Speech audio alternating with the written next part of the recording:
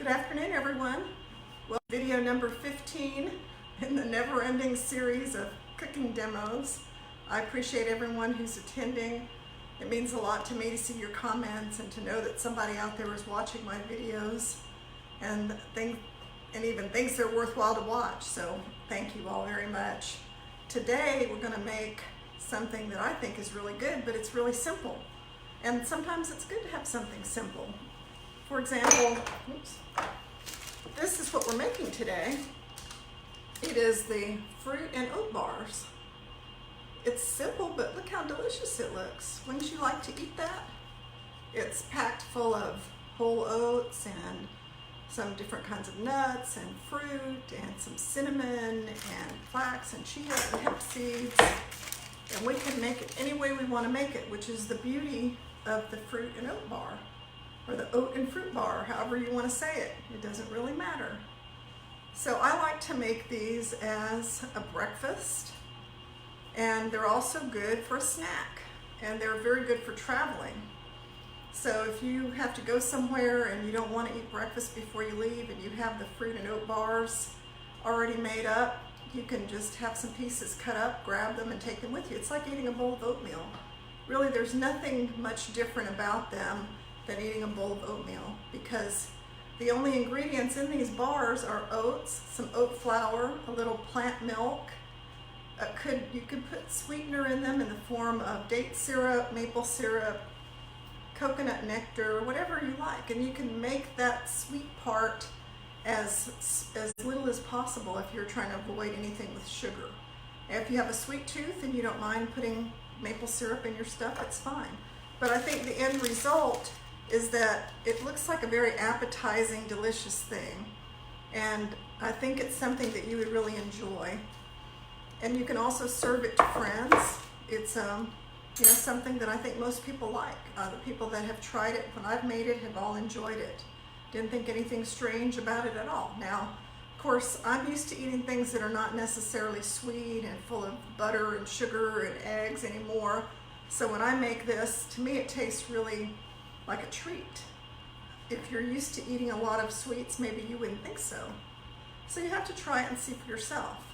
We're going to start with some very simple ingredients, and they're here on my card. I'll let you look at them. You can see they're very common. We have the whole oats. I buy them in the bulk section, and then when I get home I put them in my mason jars, because then I can see that I have them. And I don't like collecting lots of bags of different flours and things in the pantry, because it's hard to see what you have when you have a stack of different plastic bags. Same with the oat flour. Oat flour is just ground up oatmeal. If you can't make it to the store to get oat flour, just take your whole oats, put them in the food processor or blender until they're powdery. Then we're going to be using baking powder, a little salt, a little cinnamon, and some soy milk. And then sweetener, which is going to be maple syrup, or it could be date syrup. For my version that I'm making for you, I'm going to use bananas, because I have exactly 2 bananas that are at the stage of ripeness that they need to be used.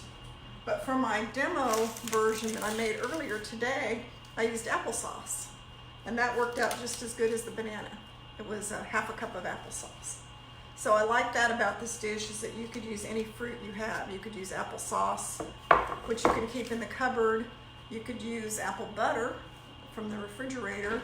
You could use anything, really. Just, it's a moistener and something to sweeten it. Let's see, someone else, a couple people are on. Hi Pam, glad to see you again. Tabitha, I have audio on every other video I pull up, but not this one, huh? That's strange. I haven't heard from anybody having that problem. I'm sorry to hear that.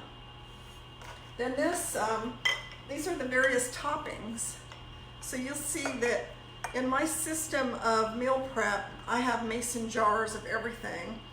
And for things like oatmeal or salads or just about anything, I keep all these little jars.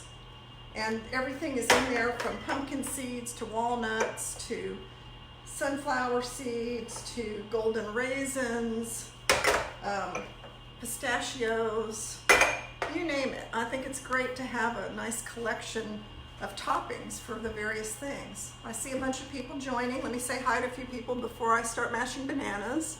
Carolyn Skipper from Florida, hi. Hi Lori, she has audio. Hi Pam. Glenn, my son, is watching. He's been here staying with me throughout this sort of stay-at-home order because he has asthma and he's been pretty sick. But he's been helping me a lot around the house as well. Helen Spencer is watching. Helen is my daughter in Houston. Helen has been very busy and she has a lot going on all the time, so I'm thrilled that she's taken a minute to watch this video. Helen, you need to make these. You're a healthy person. You can have these for breakfast every day, and they're not hard to make. So let's make some oat and fruit bars, fruit and oat bars, whatever you want to call them.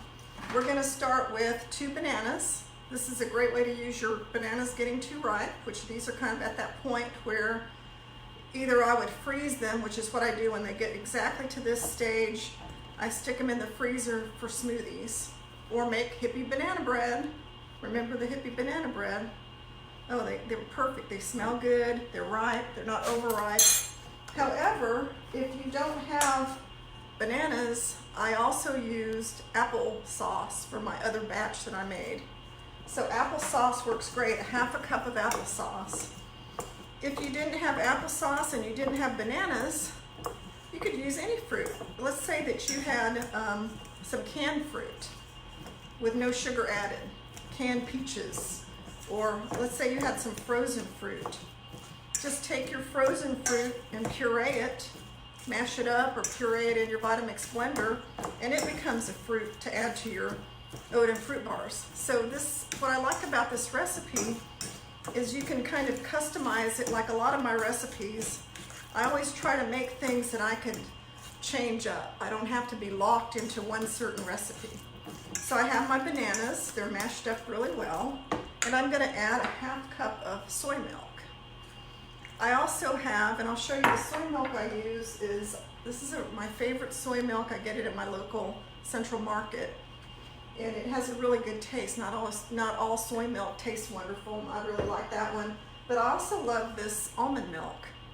This brand in particular is the one I always have on hand. I use it to sweeten my tea in the morning, and I use it on my oatmeal or cereal, if I have cereal. This is what I use. For my recipe for the Oat and Fruit Bars, I'm using soy milk, but we could use other things. Let's see if there's any questions so far. Carolyn Jensen, hi, excited to try this recipe. We love your hippie banana bread. Kathy from Virginia, thanks for watching, Kathy. Nancy Ritter, hey Nancy, she's a neighbor from Azle. Okay, so I've got my banana and my soy milk. If we wanted to, we could add some vanilla flavoring. I'm going to be using cinnamon, so I'm not going to add vanilla this time, but anything you like. You could add almond extract if you wanted to. Now our choices of sweetener are maple syrup, date syrup, and they do have this in regular grocery stores now. I've seen it in 3 different stores. It's called Date Lady Pure Date Syrup. It's kind of expensive at the grocery store. I was shocked that a small bottle, half the size of this, was like $8 at Central Market. I think you can get it cheaper on Amazon.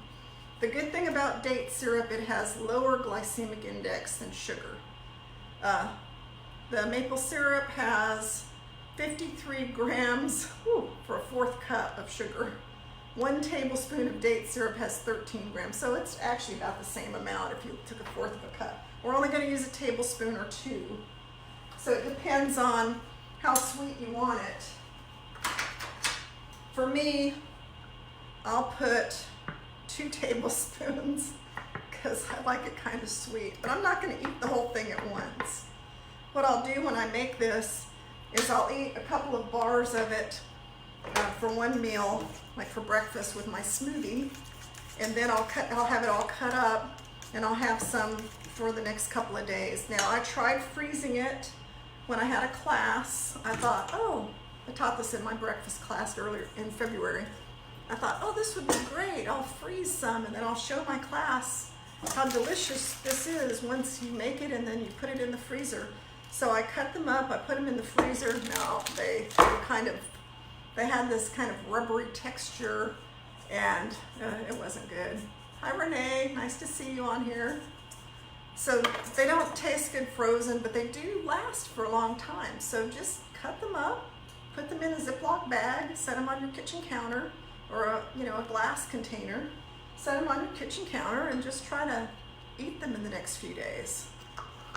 Okay, I'm going to use 1 cup of whole oats. You all know me, I'll always put the recipe on as soon as we get done. Whole oats are not the same as quick oats. Quick oats are cut up into real small pieces. Quick oats are the things that used to be in the oatmeal that I fed my kids. Hi Renee. So I used to give my kids those little packets of oatmeal. Quaker oatmeal with peaches and cream or whatever. Well, that's the quick oats. You add the water and they immediately turn into oatmeal. Whole oats are a lot, they have a lot more texture to them. But that's what I use in most of my recipes that call for oats. Then we're going to use oat flour. Oat flour is simply ground up oats. So if you took these oats and put them in your food processor and pulsed them until they were finely ground, that would be oat flour. So that's what we're going to put in here. If you don't have oat flour, but you have oatmeal, you have oat flour if you spend a few minutes and grind it up. So that's all there is to that. So we've got those 2 dry ingredients. Now we're going to add a couple other things. We're going to add our cinnamon. Like I said, we're going to use, this is just regular cinnamon. I usually buy it from the bulk section and just keep putting it back in this same container. Let's see if there's a question here. I'm really excited about this recipe. So far, the apple crisp and hippie banana bread have been a big hit. That's from Kendra Kelly. Thanks so much, Kendra. I love it when people are out there making these recipes and posting a picture of them and showing me, because I really get excited about that. I think I must be really strange, because whenever I see anyone and they say, I made your recipe for red curry, or here's my apple crisp, or this morning someone said, oh, I made your sesame noodles for my boyfriend and he wanted to eat that more than he wanted to eat a meat-based dish. And that just, that made me smile. I thought that was the coolest thing, that somebody who's not even plant-based would prefer one of these dishes over, a standard dish. Okay, I'm gonna put some baking powder in there, because the baking powder leavens it. So when you look at my finished one, you see that it's, it's kind of nice. It's not flat, and that's because it has baking powder in there. We're going to put a pinch of salt, a 1/4 teaspoon, but that's, about let's say 2 pinches. I don't have my 1/4 teaspoon measuring spoon. So then I'm just going to mix it up. Just make sure that the baking powder is thoroughly mixed. I could use a whisk, but it's hard to, here's my whisk. I tried using the whisk earlier, but the oatmeal is so big, the whisk kind of gets stuck in the oatmeal, so I found a spoon works better. So this is not complicated at all. We're talking about the most basic recipe. Some oatmeal, Kendra said she'd send pictures next time. Thank you. I'm going to pour in that soy milk, banana, and maple syrup mixture. So our seasonings so far are the maple syrup, the fruit that we used, which was banana, little maple syrup, some cinnamon, and then we have our oatmeal. So it's kind of plain. It doesn't have, a lot of different flavors. If you like strongly flavored food and want to add more cinnamon, you could add nutmeg, you could add vanilla. Think of the way you bake things, and you can add whatever sounds good to you, but it mixes up. It's kind of like cake batter. So it looks like cake batter. So we're going to put it in our pan. And what I've done here is I've taken an 8x8 pan and I have lined it with 2 pieces of parchment paper. So the 2 pieces of parchment paper are just fit in there so that one goes one way and one goes the other. Now, why would I do that instead of just take 1 sheet of parchment paper and crunch it all in there? Okay, let's see who else is watching. John David Stokes, my son. Hey son, 2 sons and 1 daughter are watching this out of my 4 children. That is probably the best audience I could hope for. And sometimes my grandsons are on there. So if Cage and James are watching, hi boys. It's I sure miss seeing you. So anyway, I don't like to see it when he says, use a little bit of oil and it won't stay. No, John David, I don't use oil. So that's why we use parchment paper, because we're not going to spray oil on our food. I see a lot of people, they take their big sheet of parchment paper and they crunch it up into their pan. Well, that works, but then what happens is the sides of your thing are all messed up. And I don't like that. I like things to be neat because, you know, I'm kind of a perfectionist. Don't ask my kids, because they'll tell you I was so laid back and easygoing, and not really. I don't know why they turned out so well, because the way I acted, they should all be disturbed, and they're not. They're the best kids. So despite my telling them what to do and being a little bit picky about everything, they turned out well. But I do like the parchment paper to look neat. So do your parchment paper as neatly as you can. So I'm putting the oat batter in the bottom of my pan, and I'm spreading it out nice and evenly. I think you can see that. And then I'm going to start adding things. So I think I showed you all this earlier. If you can't see my tray, that, do it like that. This is what I always have on hand. I always have sunflower seeds, almonds, walnuts, pepita, pumpkin seeds, cranberries, raisins, golden raisins, pistachios, and hemp, chia, and flaxseed that I mixed up and put in a sugar shaker. So I'll start with a little bit of that because it's healthy. Make it healthy. I put this on in my smoothies, so why not put it on our little oat and fruit bars? Next, we can put whatever kind of nuts and seeds we want. So in the one I've been showing you, I have some of the pumpkin seeds because they're green and they look really cool. I have some sunflower seeds. And these are all raw, unsalted seeds and nuts. If you want to make them even better, you can toast them all up in your oven at 350 degrees for 5 minutes. I don't find it necessary for this particular dish, but it sure makes it taste good if you want to do that. I'm going to put a few pistachios because pistachios are another thing that makes your dish look really appetizing. There's just something kind of pretty about a pistachio. It's kind of a bright color. It's a nice plant-based color, green. These are dried cranberries. I think cranberries are delicious. I put them on my oatmeal or cereal, so why not put them on this? I always buy these golden raisins. They're California golden raisins, and they're huge. They're jumbo raisins. So, you know, I put those on there because I love the way they look. This makes it really colorful, but it also gives it good taste. And then I have some organic California raisins, just your regular raisins. I buy all these things at the bulk section of the grocery store. They still have these things at some bulk sections, but only the ones I've seen are the ones where it's up high and you hit a lever and they come out in your bag, and it's not shared by anyone else. You're not putting a scoop in, because right now that's just a kind of a no-no. And then I have some sliced almonds, which again, I think those look good too because they're a different texture. They're sliced. I also have some dates here. This is the thing of dates I bought at Costco a while back, thinking, oh, I could use dates in everything. Well, people, I'm telling you, there's no ever a reason to get 3.5 pounds of dates. Someone suggested on my last video that I should freeze them. Well, my freezer is packed full of other stuff. I don't have room now. So I've been trying to pull these out of the cabinet every chance I get and use them. I didn't put them in here, but I could have. So then what I'm going to do is I'm going to smash everything down. I'm just going to push it down into the oat mixture. The reason for that is because if I don't push it in there, then it will just fall off the top. It won't stick. Then when I try to cut it, all these things will fall off. I'm going to put it in the oven for 15 minutes. That's all it needs. It doesn't need 20 minutes or 30 minutes. If you cook it that long, it will get rubbery.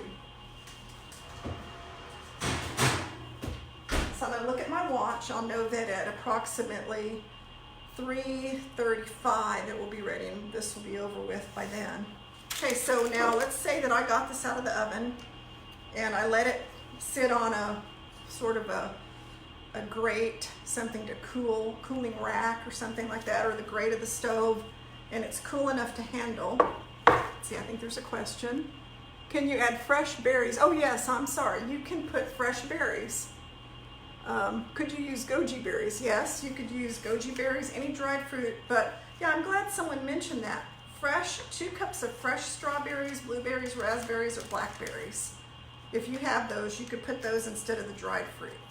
So you can do that, and you can also put half of the oatmeal mixture, put your fruit, dried or fresh, and then put more of the oatmeal on top, and then top it with some dried fruit, so that you have kind of a layered bar situation. So I'm not using fresh fruit because it's a little hard to go out and get fresh berries right now. So instead, hey Cheryl, Rayside, thanks for watching, Cheryl. Old friend from Fort Worth days, and Cheryl's a pastry chef living in Florida, I believe, who just got a new, beautiful, cute little dog. I'm so jealous of her. I love seeing your dog, Cheryl. Okay, so to get this out, we're just gonna lift it out. And that's why we have the parchment paper like that. So we have this beautiful, nice square of oatmeal, and then we can cut it. We can cut it any size we want. If you want nice large pieces, then cut it into larger pieces. If you have little kids and you want to make it stretch, then obviously cut it into very small pieces, but however you like it. And it cuts really well with just a regular knife. Don't need any special equipment. And then at the end, you have, this is 16 of these little oatmeal squares, fruit and oat bars, oat and fruit bars. And like I said, they taste really good. If you want to cook them longer so they're harder, then add another 5 minutes. I like them to be a little bit on the soft side. That's just my preference. They are chewy, and they don't freeze well. So, don't make a triple batch and think, oh, I'll have plenty in the freezer to last me for the next month, because for whatever reason, I don't think these taste good after they've been frozen. But they taste good, fresh. So this is a very easy thing to make, something that doesn't take very much time. You can use whatever you have on hand. It lasts for a few days, and it can be eaten for breakfast or a snack at night with a cup of tea. I'm personally trying to get away from eating a lot of sweets and high-calorie food, so I would probably have one of these before I would have a cookie, and it would satisfy. Sometimes you get that urge to eat something that you feel like is a treat, and in this way of eating whole food, plant-based, there's kind of an effort to stay away from things made with refined flours and sugar and butter and eggs and all of those things. So we have to have something that satisfies that need to have, something that reminds you of cookie. So this is my version of that. And I know there's a lot of different versions out of, baked oatmeal, and I'm sure, you've probably made others and have your favorite, but try mine. And we'll be doing another video tomorrow. This was video number 15. So I don't know how many more of these I can do, but every day I'm doing them at 3 o'clock with recipes that I've either published in my ebook, have been taught in one of my classes, something that I make for my family, or requests. So if you have a request of a recipe you'd like to see me make, something that you've seen somewhere else and you'd like to see someone actually make that dish, put it in the comments below and I will try to make that. Let's see what kind of comments here. Carolyn Jensen, thank you, from Alaska. Oh, thank you, I appreciate it. Lori, can you add fresh berries? We answered that. And Maria Jensen, hi Maria Jensen. Maria and her sweet husband came here on their anniversary. They stayed overnight and took a cooking class from me, a private cooking class, and they were so nice. Lori Chastain, thanks for watching. So you all know that I super appreciate everyone who watches my videos, and if you want me to keep doing them, just let me know, and I will. and I certainly enjoy this part of my day. I have been eating really well because every day I've been making some kind of delicious meal, and the funny thing is I've actually lost weight. And I was saying something on my Facebook page that after I do the video, I usually eat whatever I made, and it's like, 4 o'clock in the afternoon, and I'm eating a plate of tacos or something. Well, then when it's time for dinner, I'm not hungry at all, so I haven't been eating dinner. And so I guess I'm doing intermittent fasting without even realizing it. So it's helping me. I'll keep doing it for a while. So thanks everybody, and bye-bye. I'll see you tomorrow at the same time. Take care, everyone.